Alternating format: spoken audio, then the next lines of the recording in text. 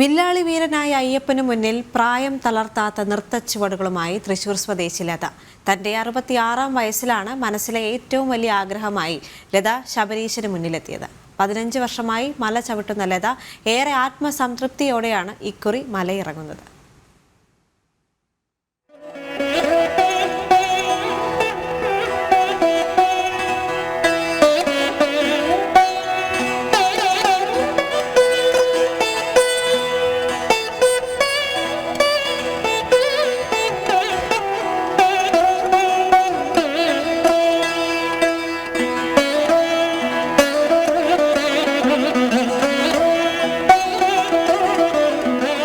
കയ്യിൽ അമ്പും വില്ലുമായി അയ്യപ്പന്റെ വേഷത്തിൽ നടപ്പന്തൽ വഴി സന്നിധാനത്തിനരികെ എത്തിയ ലതയെ കണ്ട് എല്ലാവരും ഒന്ന് ആശ്ചര്യപ്പെട്ടു. പിന്നെയാണ് കാര്യം മനസ്സിലായത്, ആളൊരു നർത്തകിയാണെന്ന്.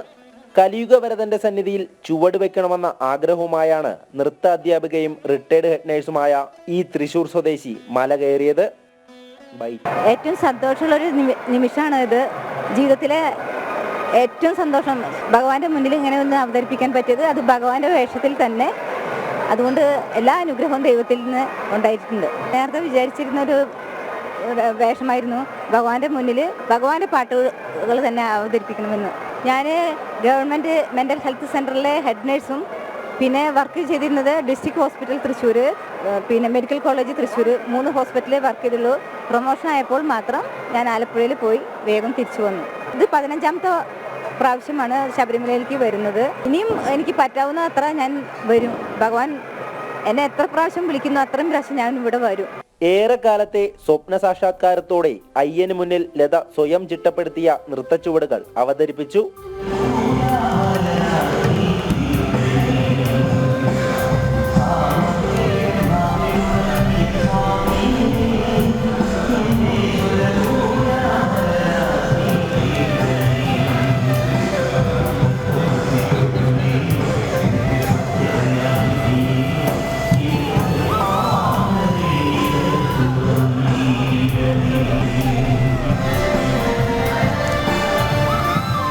പ്രായത്തെ തോൽപ്പിക്കുന്ന ഹൃദ്യമായ ചുവടുകൾ ആസ്വാദകരുടെ മനം കവർന്നു.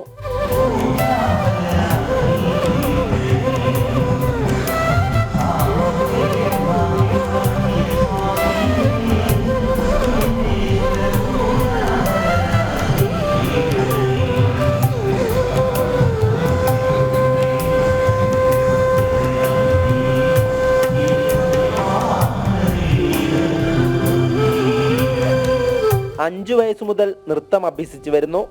മുൻപ് ഗുരുവായൂരും ലത ചുവടുകൾ വെച്ചിട്ടുണ്ട്. 15 വർഷമായി കുടുംബത്തോടൊപ്പം അയ്യപ്പ ദർശനത്തിനെത്തുന്ന ലത ഇത്തവണ ഒറ്റയ്ക്കാണ് മല ചവിട്ടിയത്. ആവതുള്ള കാലമെല്ലാം അയ്യന്റെ തിരുനടയിലെത്തണമെന്നതാണ് ഈ നൃത്ത അധ്യാപികയുടെ ആഗ്രഹം. ജനം സന്നിധാനം.